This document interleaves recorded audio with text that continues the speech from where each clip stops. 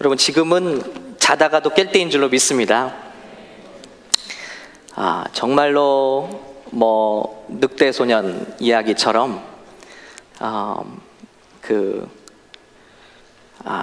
늑대가 나타났다, 이리가 나타났다, 여러 번 해서 이제 사람들이 아무도 안 믿고 방심하다가 양을 다 잡아먹혔다는 이야기 있지 않습니까?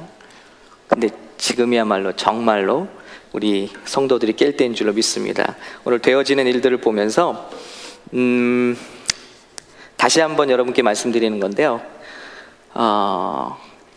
이제 이번에 5번째 얘기, 3달 전, 4달 전에 나올 때는 저희가 어느 정도 이렇게 조절을 할 수 있어요. 저희가 아니라 저희 와이프가 조절을 할 수 있었습니다. 근데 몇 번째 아기 때인지 잘 생각이 안 나요. 하도 많이 나서. 근데 어떤 아기가 나올 때 어떤 게 생각나냐면, 이제 계속 참은 거죠. 참으면서 의사 선생님 언제 와요? 의사 선생님 언제 와요? 하는데 아직 안 열렸어요. 그러니까 조금만 더 기다리세요. 지금부터 부르면 안 돼요. 그런데 언제 와요 하는데, 이게 마지막에는 한순간에 그냥, 여러분 아기 낳으신 우리 어머니 아시죠? 이게 순차적으로 이렇게 열리는 것이 아니라 마지막 순간에는 한꺼번에 이제 아기가 나온다는 것이죠. 그러니까 지금까지 시간이 이렇게 걸렸다고, 다 반이 열리는데 이렇게 걸렸다고 이 정도 걸리는 게 아니라 앞으로 반은 10분의 1도 안 되는 시간에 그냥 아기가 나온다는 것이죠. 급박하게. 그래서 생각나요? 막 소리 지르면서 마지막에는 예상을 못한 거예요. 그래서 막 애기가 막 나오는 거예요. 그 간호사들도 당황해갖고 막 선생님을 부르는데 선생님이 오자마자 그냥 아기가 나왔어요.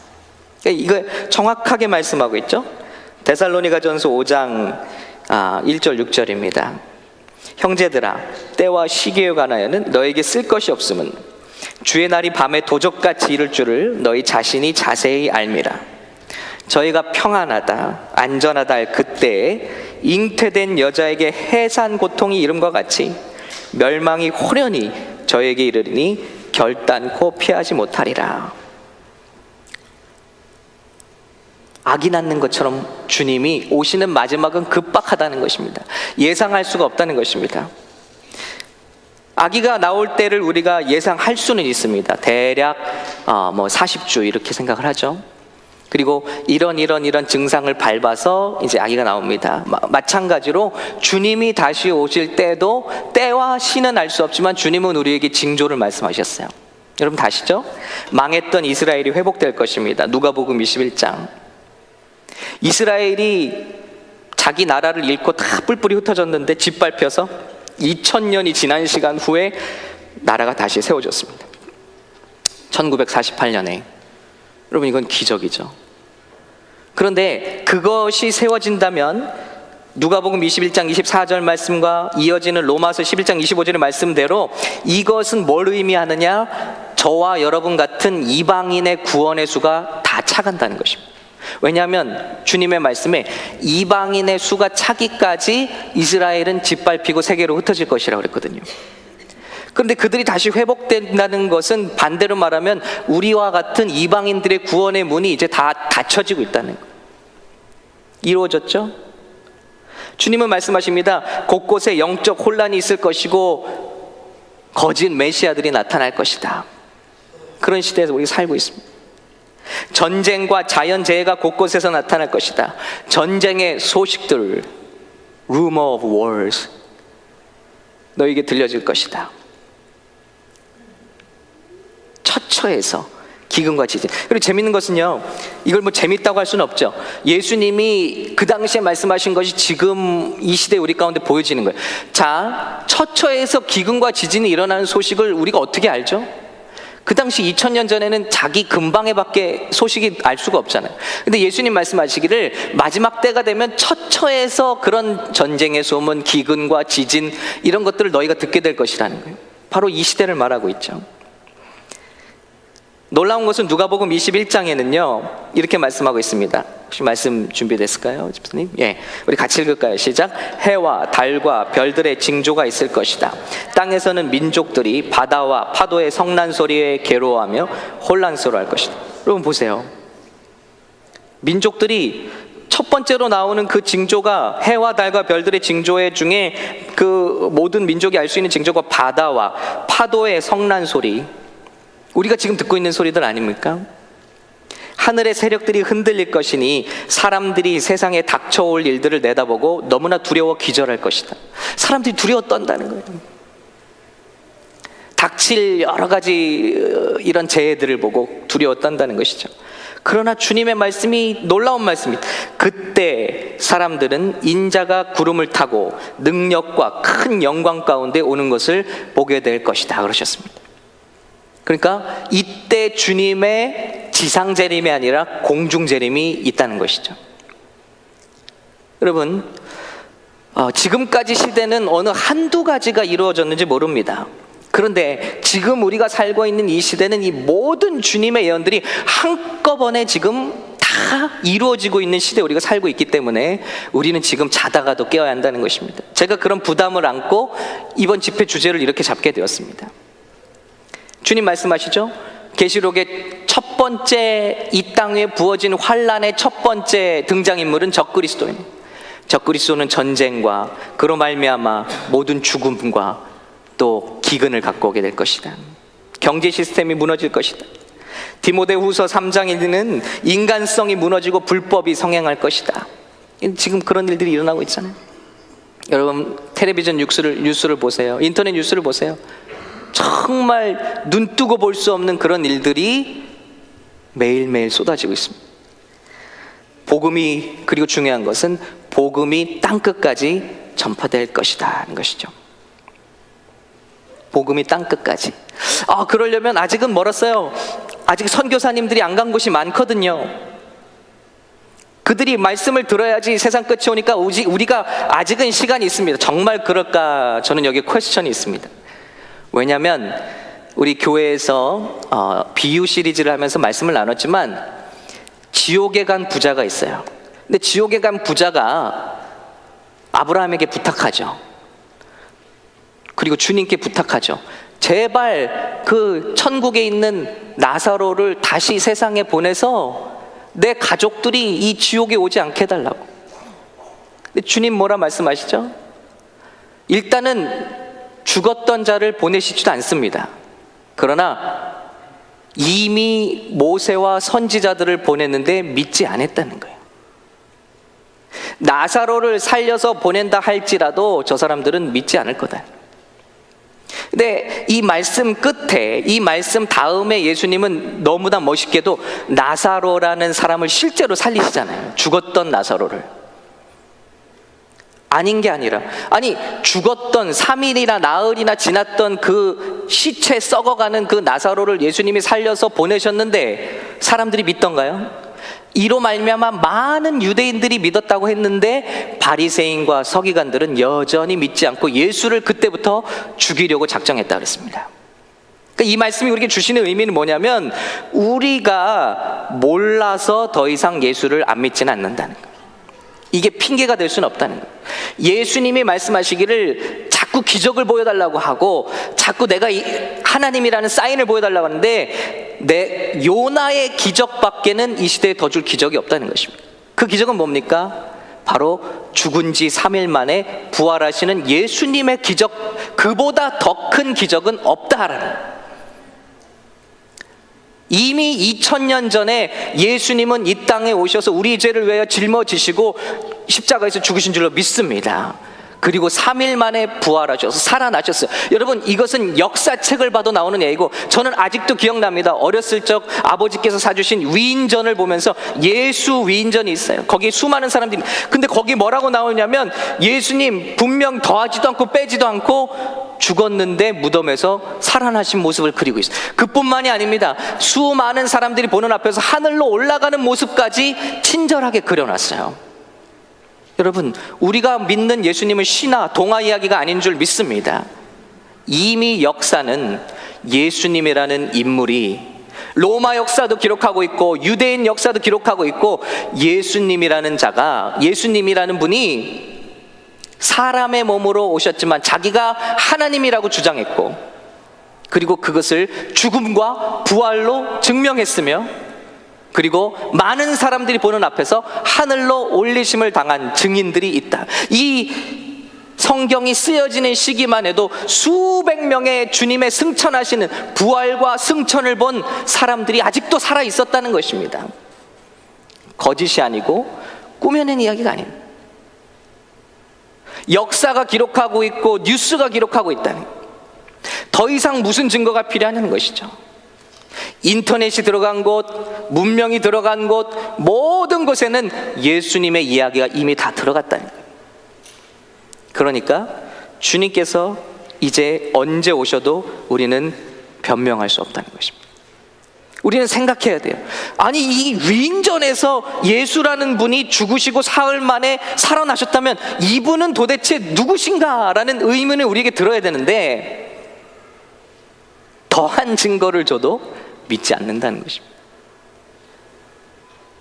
증거는 충분히 우리에게 주셨다는 것입니다. 자, 오늘 말씀이 제가 드리는 의미가 무엇입니까?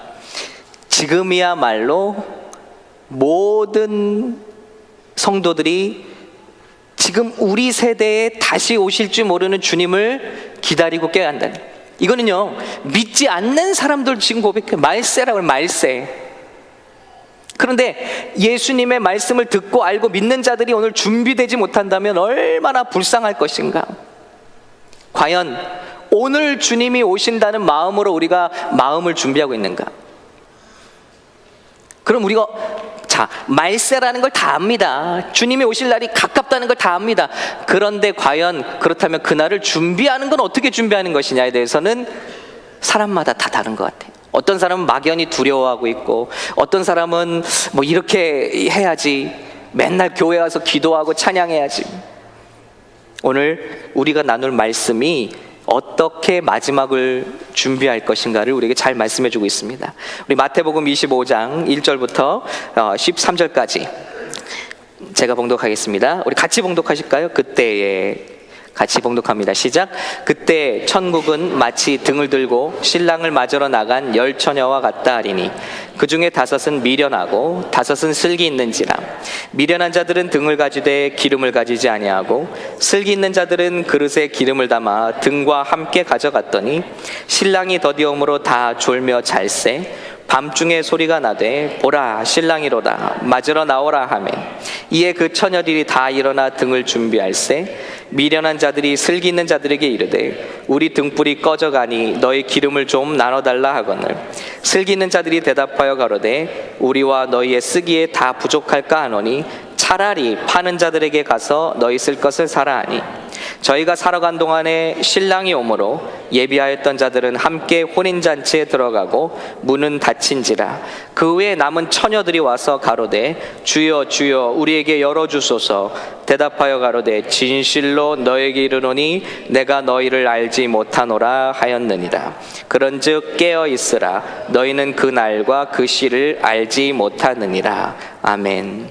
여러분, 비율적으로 여기 나오는 신부들, 예수님의 신부감이었던 자들 중에서 비율적으로 몇 명이 못 들어가게 되죠? 반수는 떨어진다는 거예요. 여러분 생각해 보세요. 다 같이 예배드리고 다 같이 신앙생활 했는데 반은 여기 남는다는 거예요. 주님과의 혼인잔치에 들어가지 못한다는 거예요. 얼마나 무섭습니까? 근데 이 말씀을 우리가 들을 때 이해 안 되는 부분들이 많이 있는데 이 부분들을 먼저 해소하고 여기서 주시는 말씀을 캐치해야겠습니다. 먼저 뭐 이렇게 한 번 결혼하는데 10처녀와 결혼을 하냐? 예, 이것은 여러분 중동에서 아시겠지만 굉장히 능력 있는 사람이죠. 굉장히 큰 사람이죠. 우리 주님이 그런 분이라는 것입니다. 그런데 여기 보니까 이 혼인잔치에 대한 얽힌 이야기도 우리가 좀 알아야 됩니다. 유대인들의 혼인잔치는 어떻게 진행되냐면 첫 번째는 약혼합니다. 약혼. 우리 약혼이랑 틀리죠. 이 약혼은 먼저 결혼하기 전에 양가 부모님들이 먼저 만나서 우리 애들 크면 서로 결혼시키자 하고 약속하는 거예요. 이게 약혼입니다. 유대인들 문화에서는. 그 다음에는 이 약속한 두 사람이 커서 결혼할 나이쯤이 되면, 여자가 한 17살쯤 되면 그렇대요. 정혼이라는 것을 합니다. 정혼. 그러니까 마리아가 정혼한 후에, 그 말은 마리아가 10대일 가능성이 크다는 것입니다. 예수님을 가졌던 마리아가. 보통 여자가 커서 17살쯤 될 때 정혼을 합니다. 이 정혼 때는 이제 결혼 약속을 하는 거예요. 그런데 신랑 쪽에서 와서 신부의 외모나 능력을 보고는 값을 지불해줘요. 그래서 외모가 예쁘고 또 밥을 잘 짓고 살림을 잘하고 특기가 있으면 돈을 많이 쳐줍니다. 요즘에 코미디 프로 보니까 요즘 너무 외모 가지고 얘기하더라고요. 그래서 막 방청객에 있는 사람들 데리고 막 얘기하더라고요. 당신은 결혼을 하면 아버지가 재벌은 돼야겠어, 막 이렇게 하더라고요. 너무했죠. 근데 유대인들의 결혼은 그렇다는 것입니다. 그래서 그런 거에 따라서 값을 책정해서 먼저 값을 치르는 거예요. 신부 데려오는 값을 치르는 거예요. 돈을 치르는 것입니다. 이 돈은 신부가 만약에 이혼을 당해서 과부가 되거나 남편이 죽거나 할 경우에 쓰이기도 하고, 신부의 부모님을 위해서 쓰이기도 한다고 합니다. 그때 약속할 때 어떻게 하냐면, 양쪽에서 포도주로 이제 그때 얼굴을 이제 보는 거예요. 이제 저 사람이 내 신랑이고 저 사람이 내 약혼한 아내감이구나 하고 이제 얼굴을 보고 이제 서로 약속을 하는데, 포도주를 마시면서 순결을 계약한다고 그래요. 이때부터는 이제 내가 구별됐다, 나 이제 결혼할 몸이야. 그래서부터 이때부터 깨지면 파혼이 아니라 이혼인 거예요. 이혼. 정혼을 했다 하면은 결혼과 거의 같은 효과를 갖는 거예요. 이때 만약에 다른 남자를 사귀거나 다른 여자를 갖게 되면 이건 파혼이 아니라 이혼이 되는 거예요. 신중한 것이죠. 그리고 이때 신랑은 돌아가서 신혼집, 허니문을 살 집을 준비하러 갑니다.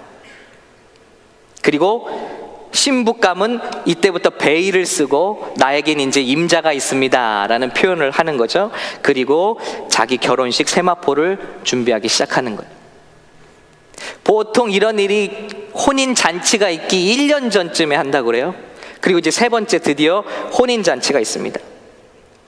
이 혼인잔치, 이제 정혼식을 한 처녀와 이제 신랑이 만나는 자리죠. 신랑이 이 신부감을 데리러 오는 자리. 근데 때와 시는 알 수가 없대요. 그러나 보통 계절로는 가을철, 돈이 있을 때죠. 돈이 있을 때. 그리고 요일로는 중간 수요일 정도라고. 그러니까 대략은 안다. 지금 여러분 이 사인이 지금 어떤 이야기, 우리 종말과 딱 맞아 떨어지는 이야기라는 거 아시겠죠?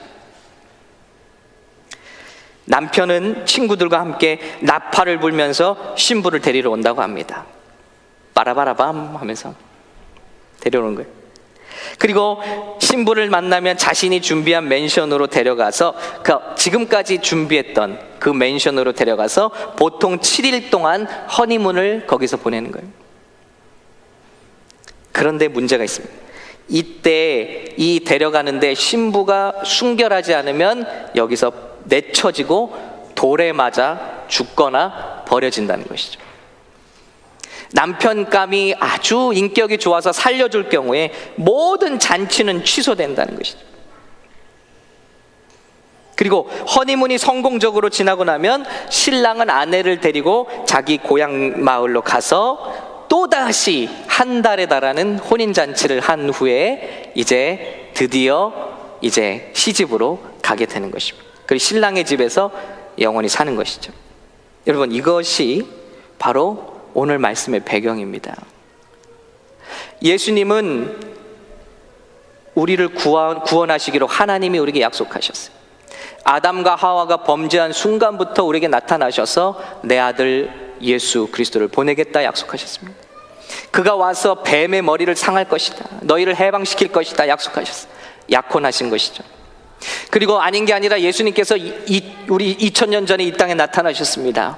그리고 그분이 우리를 구원하기 위한 모든 삭슬 먼저 치르셨습니다. 십자가에서 우리 죄를 위하여, 우리를 마귀의 손에서 건지시기 위하여 우리의 죄값을 다 치르시고 죽으신 줄로 믿습니다.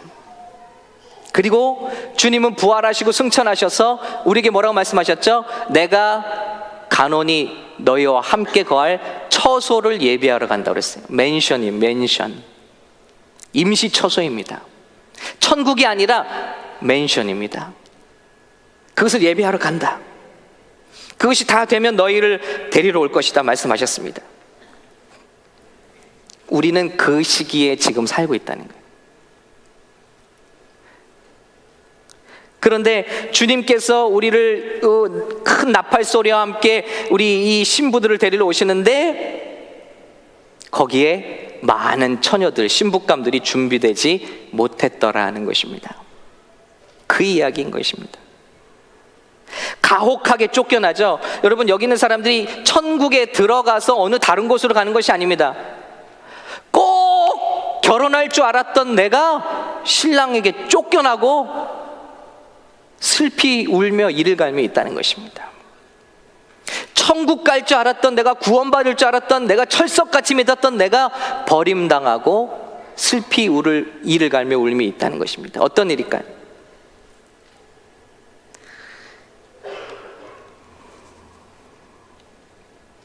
오늘 말씀드린 대로 우리 주님은 우리를 위해서 값을 치르셨습니다.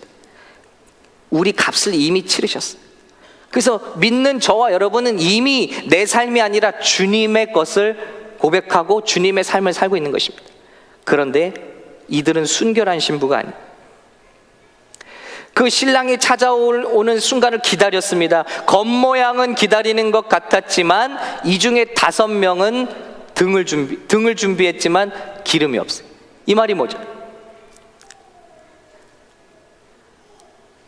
정말로 밤에 오실 주님을 기다리진 않았다. 지금까지 많은 순간들을 기름을 채워 넣을 기회가 있었습니다. 그런데 그걸 무시했다는 거예요. 여러분, 이건 뭘 말하고 있느냐면은 어떤 분들은 이게 성령이다, 그래서 예수 믿어도 성령 받지 못하면 천국 가지 못한다, 이렇게 1차원적으로 해석할 수도 있지만은 여러분, 여기에 이야기에는 의도성이 있는 불순종이라는 거예요. 수많은 시간이 주어졌고 밤에 오실 수도 있는 신랑을 준비했어야만 하는 그들이 마음으로 신랑을 사모하지 않았다는 것을 여실하게 드러내고 있는 거예요. 폭로하는 것입니다. 즉 의도성 있는 나태함, 영적 간음 상태에 있었다는 거예요. 모르죠? 나는 이제 갑부와 결혼을 해.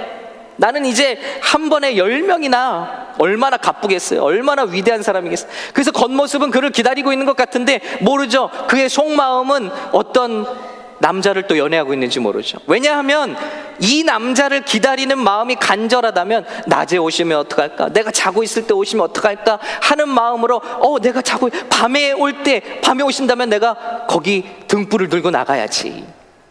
기름을 채워놓고 기다린다는 것입니다. 근데 그렇지 못하다. 이게 단순히 성령이냐 뭐냐를 떠나서 진짜 신랑을 사랑하지 않는다, 기다리지 않는다. 그럼에도 불구하고 신부라고 불렸고 램프는 가지고 있습니다. 이게 바로 버림받는 신부의 모습입니다. 똑같이 주일이면 교회를 가는데, 예배하는데, 겉모습은 예배하는데 그 중심은 예배하고 있지 않은. 그런데 이것을 내가 알면서도 고치지 않는 거예요. 여러분, 내가 오늘 밤 주님이 나에게 오신다 해도 나는 도저히 주님을 사랑한다고 말할 자신이 없어요. 여러분, 우리 주님은 우리의 깊은 숨은 마음과 동기를 살펴보시는 분인 줄로 믿습니다. 사람들은 속을 수 있어. 사람들은 충분히 속일 수 있어. 저 사람은 진짜 신앙 좋은 사람. 근데 나는 알아요. 나는 주님이 오늘 밤 나를 부르신다면 나는 준비됐나? 나는 안다는 거예요. 기름이 있는지 없는지, 그분을 맞을 수 있는지 없는지 나는 알고 있다. 그런데 그것을 알고 있으면서도 채워넣지 않는다. 마지막 그분이 오시니까 어때요? 이제 혼비백산해서 와, 이제 기름을 채워야 돼. 기름 어딨나? 근데 여러분, 말씀이 뭐라 말해요? 그 기름은 없으니까 그 기름 좀 나에게 나눠 달라는 거예요, 옆에 사람에게. 근데 주님 말씀하시는 건 뭐죠? 기름은 그 순간에는 준비할 수가 없다는 거예요. 그리고 그 기름은 다른 사람과 나눠 쓸 수 있는 것이 아니라는 겁니다. 즉, 예수님을 사랑하는 마음은 우리 아버지가 목사인데, 내 집안이 어떤 집안인데, 내가 선교사 집안인데, 이런 것과는 하나 상관이 없다는, 우리 교회가 어떤 교회인데, 내가 다니는 교회가 어떤 교회인데, 이런 것과는 아무 상관이 없다는 거예요. 그런 것은 그 주님을 향한 마음은 철저히 주님과 나와 1대1의 관계. 내 아내가 믿음이 얼마나 좋은데, 내 남편이 믿음이 얼마나 좋은데, 이런 말들이 하나도 쓸모가 없다는 것입니다. 주님과 철저히 1대1의 관계에서만 구원을 받을 수 있다는 것입니다. 그리고 진짜로 구원받고 구원받을 사람이라면 그 내적인 변화에 의해서 외적인 변화가 나타나야 정상이다. 여러분, 제발 속지 마시기 바랍니다. 당신은 저와 함께 이 기도를 하셨으므로 이제 구원받은 하나님의 백성입니다. 이 말이 얼마나 많은 사람을 지옥으로 보내는지 모릅니다. 그 말은 맞고도 틀립니다. 그 말이 없다면, 그 구원의 고백이 없다면 구원에 이르지 못하겠죠. 그러나 그 말을 했다고 내가 믿고 있는 것은 아니라는 것입니다. 정말로 내적인 변화가 내 안에 일어나서 그것이 외적인 변화로까지 증거될 때 그것이 구원의 확신이 될 수 있다는 것입니다. 오늘 이 사람들은 내적으로는 하나님을, 그 신랑을 사랑하지는 않고 있는데 외적으로는 포장하고 있는 거예요. 이걸 뭐라 그러죠? 위선이라고 그래요. 자기들이 압니다. 다른 사람들은 몰라요. 저 사람은 정말 이제 시집도 잘 갔네. 야, 이제는 이제 결혼식만 남았네. 혼인잔치만 들어가면 되네. 부럽다. 그런데 이 사람은 아닌 거예요. 이 사람은 그 남편을 사랑하고 있지 않아요. 그 남편을 기다리고 있지 않는 거예요. 하나님을 사랑하지 않는데 사랑하는 척은 할 수 있어요.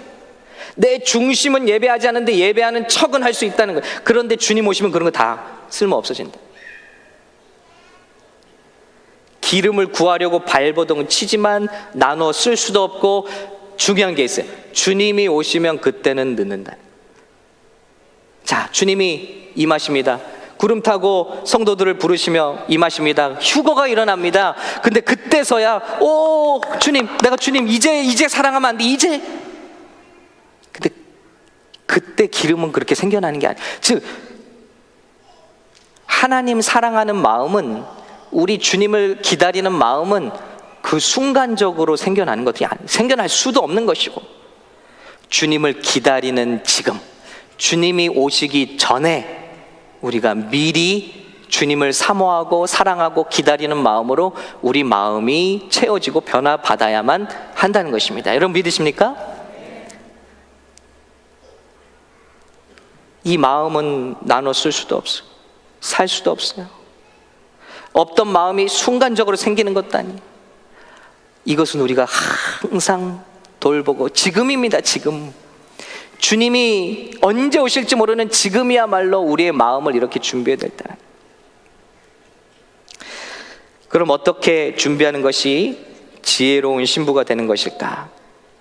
첫 번째는 지혜로운 처녀가 되는, 미련한 처녀와 지혜로운 처녀를 이렇게 대조하고 있죠. 근데 성경에서 미련한 자는 어떤 자라고 그러죠?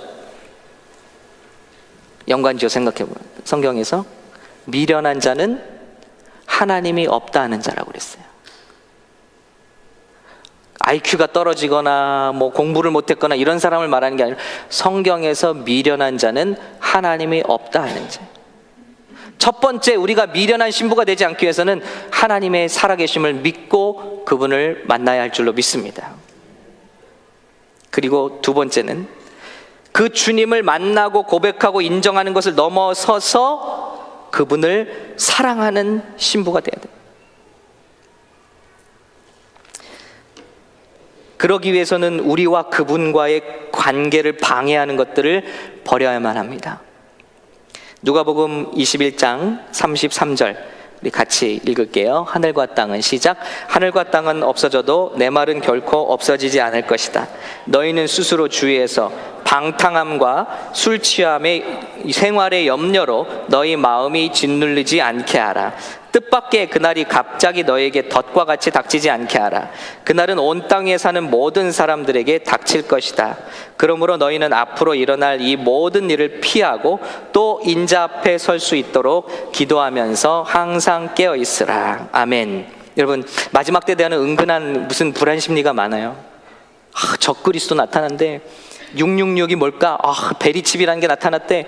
그거 받아야지 이제 메디칼 되고 메디케어 된다는데 그거 받으면 666이래. 그거 가면 천국 못 간대. 여러 가지 이야기들 불안해하고 있습니다. 여러분, 근데 오늘 이 예수님의 말씀을 통해서 종말론을 풀면요, 클리어하게 풀립니다. 요한계시록에 7년 환란이 있는데 그 7년 환란의 첫 번째 백마 타고 나타난 자가 적그리스도예요.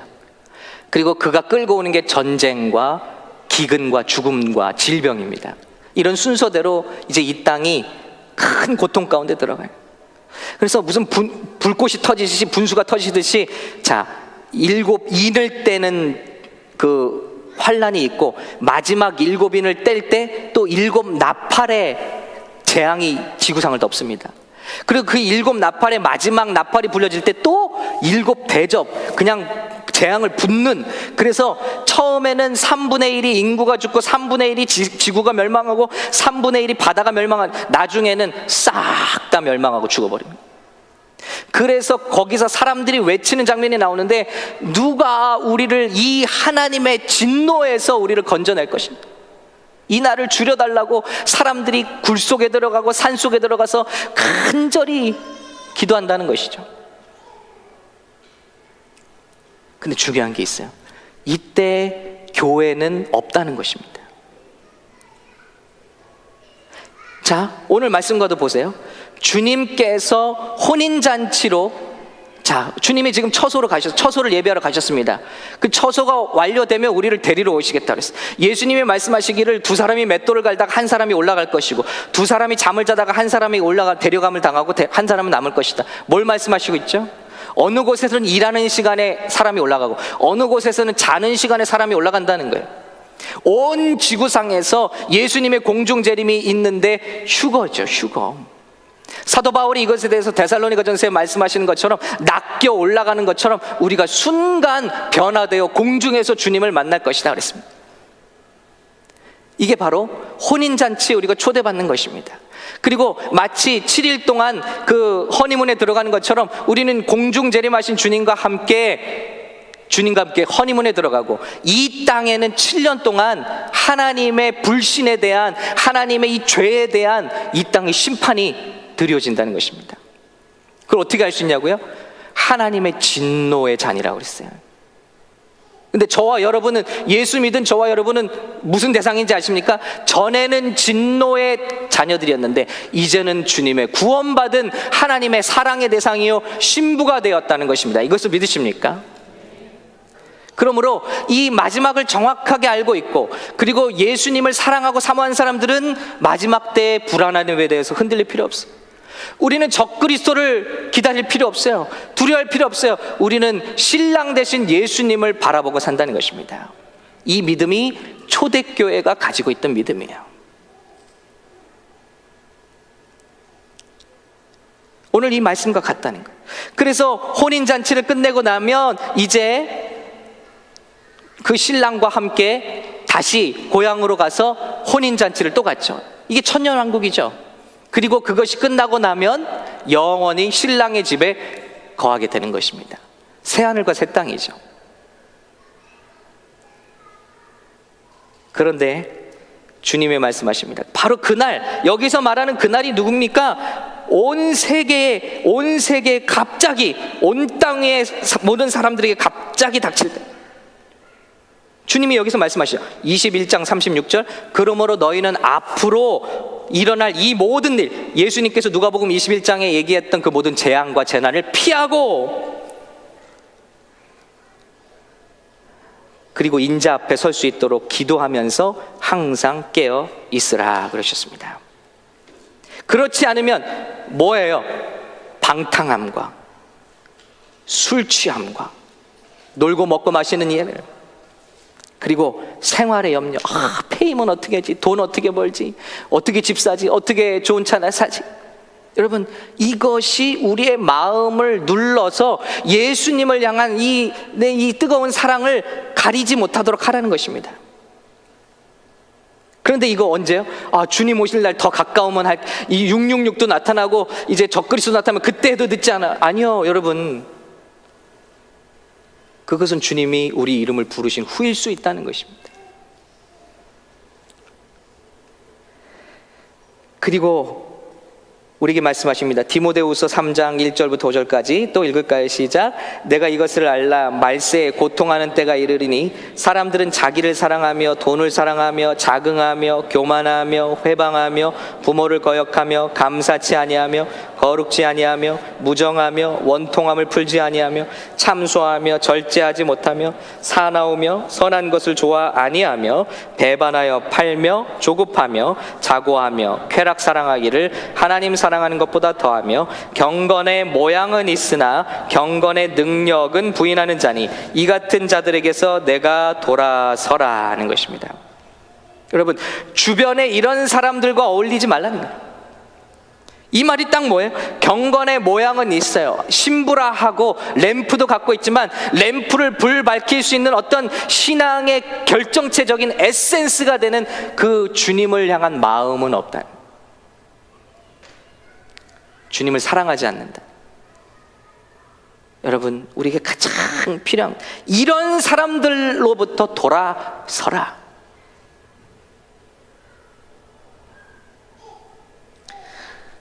여러분, 우리가 열심히 주님의 일을 하는 것과 주님을 사랑하는 것과는 차이가 있습니다.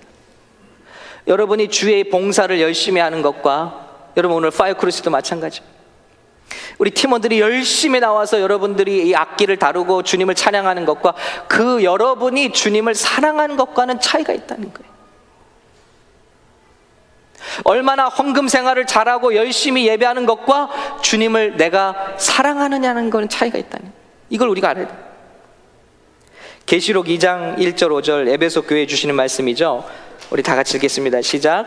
예배소 교회 사자에게 편지하기를 오른손에 7뼈를 붙잡고 7 금촛대 사이에 다니시는 이가 가르사대 내가 내 행위와 수고와 내 인내를 알고 또 악한 자들을 용납지 아니한 것과 자칭 사도라 하되 아닌 자들을 시험하여 그 거짓된 것을 내가 드러낸 것과 또 내가 참고 내 이름을 위하여 견디고 게으르지 아니한 것을 아노라.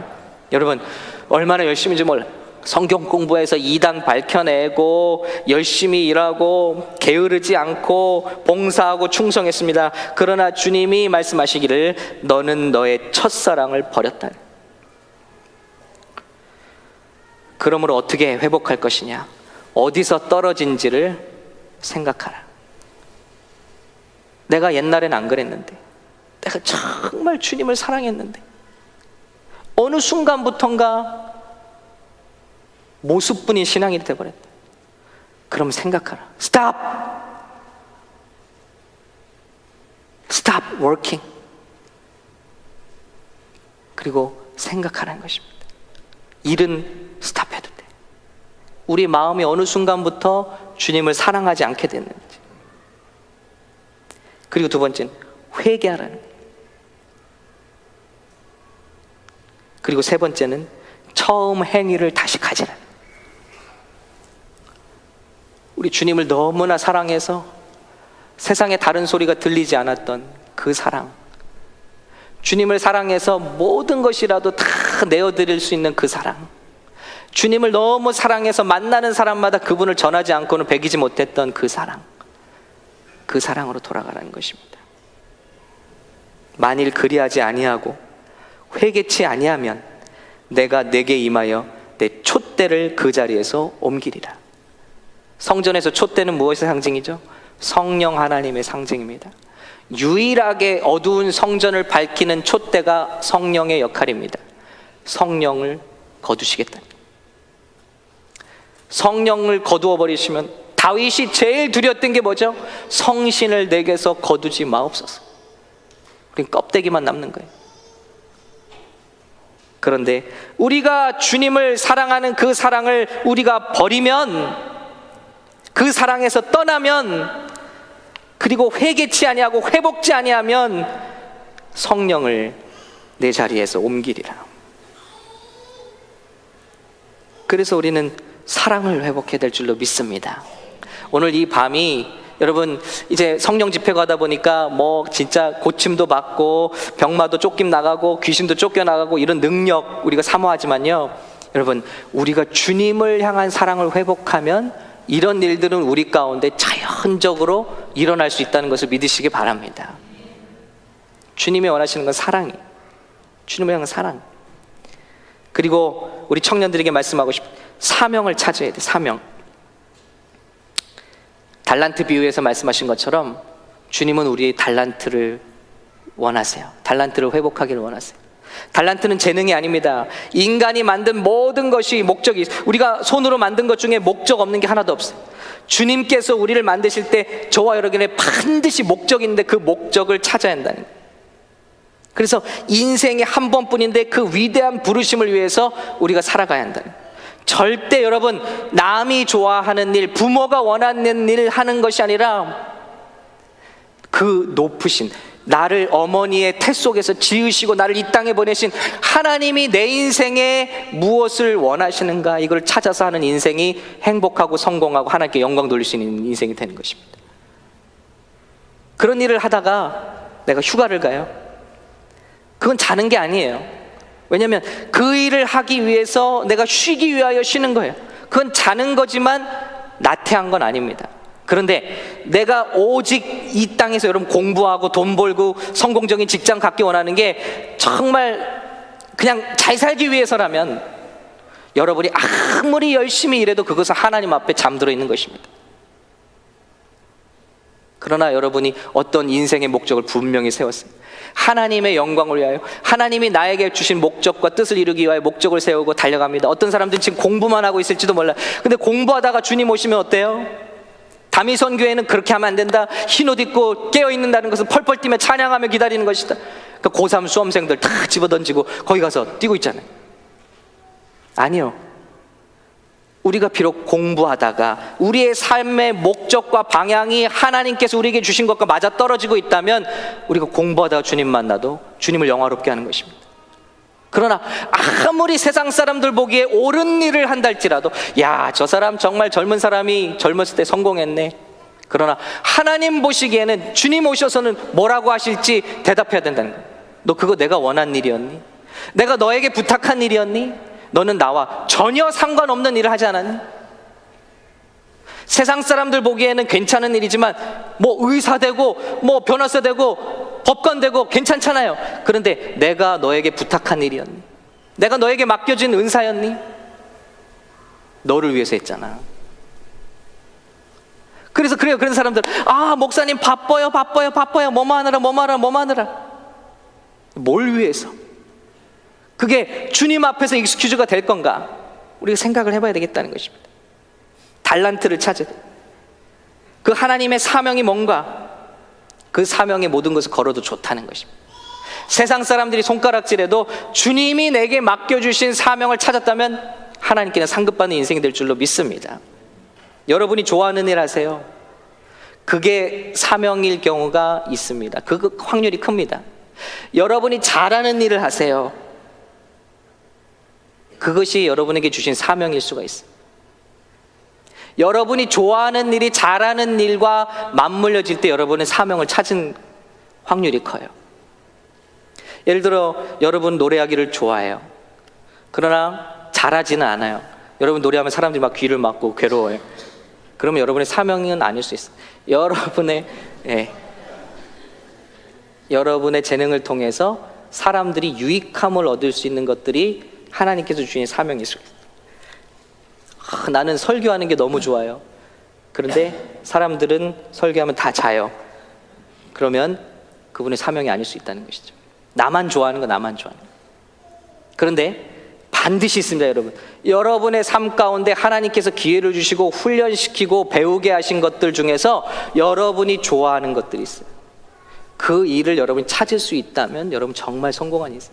그리고 그 목적이, 그 달려가는 목적이, 그 일을 하는 목적이 남보다 더 부유한 삶을 살기 위함이 아니라 이걸 통해서 많은 사람을 돕고 하나님의 나라를 위해서 이렇게 쓰임받는 것이 목적이 있는데 여러분 정말 성공적인 삶입니다. 이 사명을 찾아야 한다는 것입니다. 지금 여러분 부모님이 좋아하는 일, 사람들이 좋다고 하는 일 쫓아가면요, 나중에는 여러분이 싫어하는 일을 억지로 하게 되는 인생, 불행한 인생, 하나님께도 영광 돌리지 못한 인생이 될 수가 있다는 것입니다.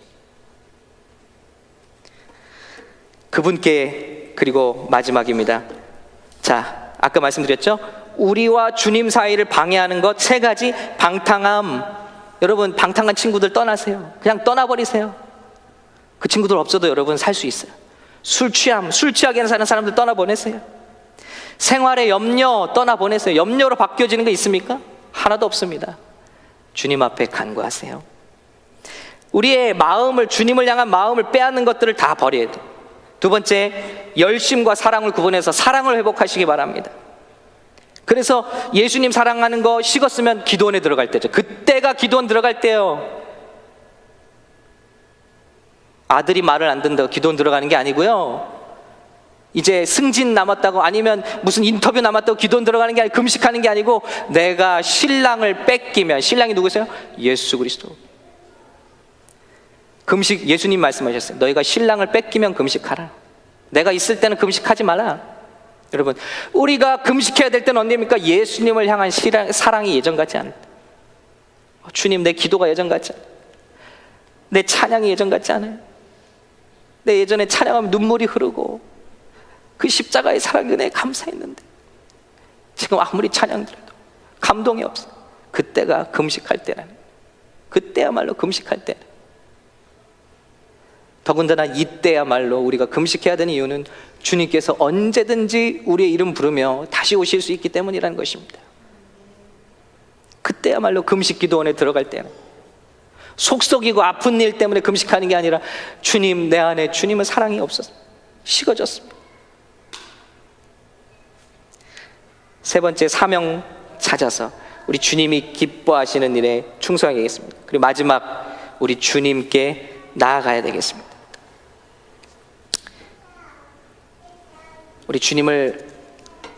우리 주님께 나아가서 주님과 계속 좋은 관계를 우리가 디벨롭해야 된다는 것이죠. 제가 요즘에 인터넷 설교를 하나 보다가 이찬수 목사님이 아주 예전에 하신 설교 하나가 마음에 꽝 때렸어요. 여러분도 보신지 몰라요. 네, 목사님이 그거 물어보시더라고요.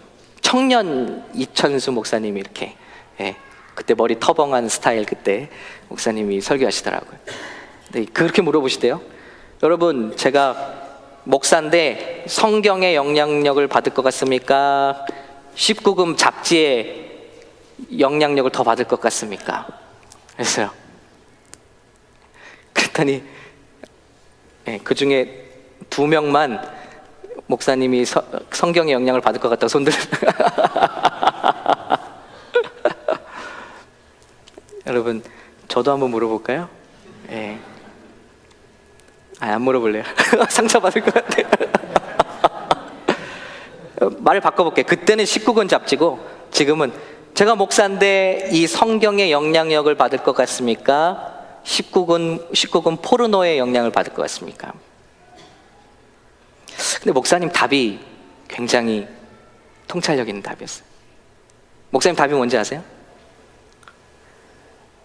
손에 더 가까운 거에 영향력을 받습니다 그랬어요. 아무리 목사라도 손에 19금 잡지가 있으면 그 영향력을 받게 돼 있다. 명답 아닌가요? 명답? 여러분, 이것입니다. 가까이 있는 것에 영향력을 받는 거예요. 이 시대 우리의 손에는 뭐가 있냐? 우리 정결한 신부가 되기 원하는 우리의 손에는 무엇인가? 내 가까이는 무엇인가? 이 세상의 관심, 패션, 재미, 드라마, 쇼핑, 먹을 것, 이런 것이 내 손에 있으면 우린 자연스럽게 그거의 영향력을 받게 되고, 우리 손에 성경, 찬양, 예배, 기도, 그리고 주님을 찾는 그 발걸음, 그것이 있다면 우리는 그것의 영향력을 받게 된다는 것입니다. 요즘에 새벽 묵상을 하는데 시편 99편은 정말 비밀스러운, 너무나 제게 깨달음을 줬어요. 하나님을 만나는 비밀 통로가 99편에 있다. 하나님 어떻게 만나냐? 하나님 말씀하십니다. 하나님은 그룹 사이에 계신다. 하나님은 어떤 공간에 계신다는 거예요. 여러분, 하나님은 영이신데 우리를 만나시기 위해서는 공간으로 들어오신다는 거예요. 시공간으로 주님께서 들어오신다는 거예요. 그러니까 우리 육체에 있는 저와 여러분이 하나님과 관계를 맺고 영이신 하나님과 사랑을 나누려면 하나님께 시간과 장소를 구분해야 된다는 거예요. 아유, 저 하나님 사랑하는 거 알죠? 아니요. 영이신 하나님이 우리를 만나시기 위해서 성전을 지으시고 내가 거기서 너희를 만나겠다. 여러분, 이 자리가 거룩하고 복된 자리인 줄로 믿습니다. 공간과 시간을 구분해야 돼요. 그렇지 않으면 주님 사랑할 수 없어요. 자꾸 예배의 자리에 나와야 되는 것입니다. 시간을 들여야 돼요. 어떤 부자도 24시간을 살고 있고 어떤 가난뱅이도 24시간을 살고 있고, 모든 사람에게 시간은 동일하게 소중한 것입니다. 근데 그 시간을 예수님이 공간과 시간을, 아침과 저녁을 구분하여 습관적으로 가시는 장소를 구분하여 하나님께 기도드리셨다는 거예요. 하나님과 교제가 거기서 일어납니다. 우리가 하나님과 한 예배는 만남의 시간이요, 약속의 시간은 거룩한 시간이라는 것입니다. 막연하게 어디서 뭐 꿈꾸고 뭐 이렇게 영적으로 주님 만나는 게 아니라 우리가 주님과 약속한 시간과 공간, 그 예배의 장소에서 주님 우리를 만나주고 계시다는 것입니다. 그 자리로 계속 나가야 되는 거예요. 미국 사람 평균 72살 사는 사람의 시간 관리 보니까요, 평균적으로 잠자는데 23년, 일하는데 20년, TV 보는 시간 평균 8년 24시간 매일매일 쉬지 않고 8년 동안 TV 보는 거예요. 식사하는데 6년, 여행하는데 6년, 쉬는 시간 7년, 병투병하는데 4년, 옷 입는데 2년, 종교생활하는데, 즉 크리스찬들일 테니까 교회당 가는데 얼마? 1.5년. 반면에 교통신호 기다리는데 6개월, 상점, 은행 창구 기다리는데 5년, 사람 기다리는데 3년, 물건 찾는데 3년, 저는 5년. 전화 통화하는데 1년밖에 안 될까요? 전화 통화가? 벌써 오래된 통계니까. 여러분, 하물며 메일박스에서 우편봉투 여는데 걸리는 시간이 8개월이래요. 그런데 우리가 예배하는 시간은 1.5년밖에 안 된다. 하긴 그렇죠. 일주일에 몇 번 나가요? 2시간? 해봤자 얼마 안 돼. 그런데 그 잠깐을 주님께 드리면서 우리는 영원한 것들을 얻기를 원하고 영원한 주님의 영향력을 받기 원하고, 그러나 내 손에는 이 세상의 온갖 재미와 즐거운 것들로 눈이 가득한데 어떻게 주님의 영향력 안에 우리가 거하느냐는 것이죠. 그래서 시편 99편에는 하나님을 만나는 통로는 성소다, 하나님이 거하시는 곳은 그룹 사이다, 두 번째는 그분을 경외해야 한다. 시간이 없기 때문에 여기서 이제 정리하겠습니다. 세 번째는 그분을 찬양하고 경배해야 된다. 왜냐하면 찬양하고 경배하는 곳에 주님의 임재가 임하십니다. 그래서 우리 찬양을 할 때 여기에 하나님의 임재가 구원받은 이스라엘의 찬양 중에 거하신 주님이 우리와 함께 하시는 줄로 믿습니다. 찬양의 자리에 자꾸 나가면 하나님의 얼굴을 뵙게 돼요. 그리고 하나님의 영향권 안에 들어가게 돼요. 세상의 팝송, 세상의 귀신, 그 모든 배우에 있는 노래들을 자꾸 들으면 그들의 정신과 세계 속으로 우리가 빠져들게 돼요. 하나님의 정결한 임재 가운데 들어가면 들어갈수록 하나님과 닮아가게 됩니다. 하나님을 만나게 됩니다. 하나님과 얼굴을 맞대면 맞댈수록 우리는 거룩하게 됩니다. 주님을 점점 더 닮아가게 됩니다. 성령의 열매를 맺게 됩니다. 예배를 성공하고 승리하시는 저 여러분 되시기를 예수님의 이름으로 축복합니다. 마지막 때 사람들의 습관, 모이기를 패한다는 거예요. 자꾸 모이지 않는다는 거예요. 반대로 거슬러 가야 됩니다. 우린 자꾸 모여서 주님을 예배하고 찬양하는, 오늘 이 자리에 오신 여러분들, 적어도 우리의 예배하는 시간이 텔레비전 보는 8년보다 기시기를 예수님의 이름으로 축복합니다. 그거보단 커야 되지 않겠어요? 물질의 11조만 드리지 말고 시간의 11조를 드리셨던 예수님처럼 아침에 한 번, 저녁에 한 번 공간과 시간을 구별하셔서 주님 앞에 기꺼이 나가셔서 그분의 영향력으로 사로잡히신 예수님처럼 저와 여러분이 주님의 영향력으로 시간과 공간을 드리지 않는, 절대 그런 일은 일어나지 않는다. 그냥 막연한 결단이죠. 나도 주님께 쓰임받고 싶다. 그러나 시간과 공간을 드리진 않아요. 그럼 백일몽이죠. 그냥 개꿈이죠. 그러니까 5년이 지나도 10년이 지나도 내 신앙은 그대로고, 내가 그 전에 바랬던 모습 그대로 하나도 이루어지지 않고 한 걸음도 올라가지 않고 오늘도 바라고만 있다는 것입니다. 내 신앙이 왜 그럴까? 왜 이렇게 무기력할까? 나에게는 어떤 기적과 능력도 나타나지 않는 것까? 왜 나는 한 사람도 영향력을 줄 수 없는 것까? 왜냐하면요, 가까운 것이 하나님이 아니라 세상이기 때문에. 저와 여러분을 통해서 세상 사람들이 하나님의 냄새를 맡는 게 아니라 세상의 쾌락의 냄새를 맡기 때문 아닙니까? 우리 교회를 찾아와서도 거룩한 하나님의 임재를 느끼는 것이 아니라 세상과 똑같이 빠져버린 음란한 교회를 보기 때문에 아닙니까? 그런 교회에 뭐하러 시간을 들여요? 그러니까 청년들이 나가는 거 아닙니까? 교회 가도 똑같기 때문에 오히려 세상에 나가면 위선하지는 않죠. 나 더럽다고 해요. 나 더럽다고. 근데 교회 가면 더러운 냄새가 나는데 나는 더럽지 않다는 거예요. 네가 더럽다는 거예요. 그런 교회에 있고 싶습니까? 교회에 예수님의 냄새가 나지 않아요. 교회에 거룩의 냄새가 나지 않아요. 우리에게서 예수님의 향기가 나지 않는다. 우린 뭐냐는 거죠. 그분을 찬양하고 경배할 때 우리는 예배의 가장 큰 축복이 뭐냐면요, 주님을 닮아가는, 예배하는 자를 우리는 닮아가게 되어 있습니다. 그분이 누구십니까? 우리 거룩하신 하나님을 닮아가게 되는 줄로 믿습니다. 마지막으로 기도해야 하죠. 시편 99편에 모세와 아론처럼 야곱에게 나타나신 하나님처럼 주님이 나타나신다. 무슨 일이 있으면 하나님께로 쪼로로 달려가서 기도했던 모세와 아론, 그리고 사무엘처럼 기도하라고 그랬어요. 사무엘은 하나님이 기도할 때 뭐라고 그랬죠? 주여 내가 듣겠나이다. 내가 듣겠나이다. 주님 말씀하옵소서. 내가 듣겠나이다. 이럴 때 주님께서 그들과 만나 주셨다는 것입니다. 여러분, 이런 것이 우리가 주님의 신부로 오늘 그 사랑을 회복할 수 있는 길인 줄로 믿습니다. 오늘 주님 앞에 우리가 다 같이 일어나기 원합니다.